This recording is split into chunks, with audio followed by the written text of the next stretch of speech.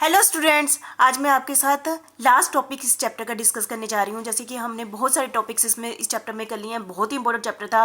Tax invoice, credit note, debit note, बहुत type के tax invoice. ठीक है, ऐसे ही हमारा लास्ट बिल है ई वे बिल। ई वे बिल, ठीक है, इसको हम डिस्कस करेंगे आपके साथ। ये किसके अंदर है? जीएसटी के अंदर एक और बिल है ई वे बिल। ये तब इशू किया जाता है जब आपको पता है कि जो हमारी गुड्स जो सप्लायर ने रिसीवर को दी है गुड्स, वो ट्रांसपोर्टर के थ्रू जानी है। ठीक है, तो वो क्या चाहता है कि ट्रांसपोर्टर चाहता है कि उसको जो गुड्स हैं या गुड्स ही होगी, सॉरी, गुड्स जो कैरी करेगा वो आगे लेकर जाने के लिए, तो उसको क्या कौन सा बिल चाहिए? ई वे बिल चाहिए होता है। ठीक है, जब movement of the goods one place to another, जब गुड्स मूवमेंट होती है, electronic way bill is mechanism in which person causing the movement of goods upload the relevant information. ठीक है, उसमें इन्फॉर्मेशन होगी। पीरियड टू कमेंसमेंट ऑफ, ये कब बनाया जाएगा? जब अभी मूवमेंट ऑफ गुड्स के कमेंस स्टार्ट होने से पहले। E way bill on GST portal. E way bill is a electronic way. ठीक है, ये कौन सा वे है? इलेक्ट्रॉनिक। आपको इलेक्ट्रॉनिक का मतलब समझ गए होंगे। Bill for movement of goods which can be generated on GSTN common portal. ठीक है, तो मूवमेंट ऑफ गुड्स, ये तभी ये वाला हम बिल यूज करेंगे ई वे बिल, जब जो सप्लाई है ना गुड्स की, वो उसकी वैल्यू कितनी है? 50,000 से ज़्यादा हो। उसकी वैल्यू कितनी हो? 50,000 के ज़्यादा हो। अब फिर से मैं एक बार रेपिटेशन करूँगी। जब सप्लायर ने रिसीवर को सामान भेजा है तो हम ट्रांसपोर्टर का यूज़ कर रहे हैं। ट्रांसपोर्टर एक प्लेस से दूसरे प्लेस पर लेकर जा रहा है सामान, तो उसको एक बिल चाहिए होता है। उस बिल को हम क्या कहते हैं? ई वे बिल कहते हैं। ठीक है, तो वो इलेक्ट्रॉनिक बिल है। ई का मतलब ही समझिए इलेक्ट्रॉनिक बिल है, इलेक्ट्रॉनिक वे बिल है। और ये तब इशू किया जाता है जब उसके सामान की वैल्यू जो है 50,000 से क्या हो? ज़्यादा हो। तो पर्पस क्या है ई वे बिल का, ये देख लेते हैं। Ensure that goods being transported comply with the GST law.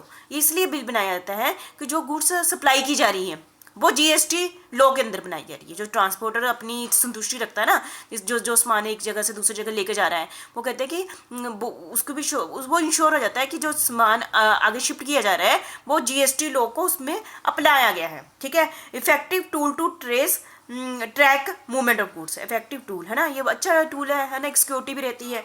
और चेक टैक्स इवेजन, इससे क्या होता है? टैक्स की जो चोरी होती है ना, वो उस पर चेकिंग हो जाती है। तो मेन पर्पस ई वे बिल का ये है। ठीक है, तो समझ गए ई वे बिल क्यों यूज़ किया जाता है ना आपको।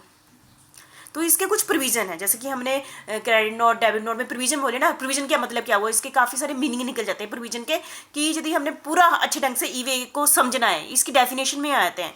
आपको ऐसा नहीं है पेपर में आपको क्रेडिट नोट, डेबिट नोट, अगर सिर्फ अपनी डेफिनेशन लिख देनी है। आप जितने भी प्रोविजन आगे बोले गए ना, इसके डेफिनेशन के ही पार्ट होते हैं। ठीक है, जो फुल इन्फॉर्मेशन दी गई होती है ना, डेफिनेशन का ही पार्ट होती है। ठीक है, तो प्रोविजन क्या है?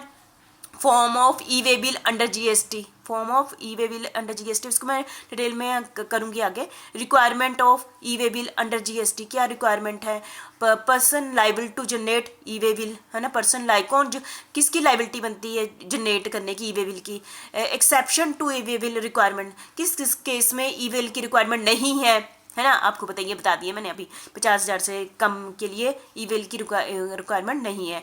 Validity of e way bill, ये कब तक वैलिड रहेगा? ठीक है, और extension of validity of e way bill, कब तक हम इसको एक्सटेंड भी कर सकते हैं। ठीक है, cancellation of e way bill, है ना, कि ई वे बिल को कैसे कैंसिल किया जाता है। और implementation of e way bill, है ना। तो ये बहुत ही सिंपल सारे टॉपिक है, इसको मैं आपके साथ नेक्स्ट वीडियो में डिटेल में करती हूँ। ठीक है, थैंक यू वेरी मच।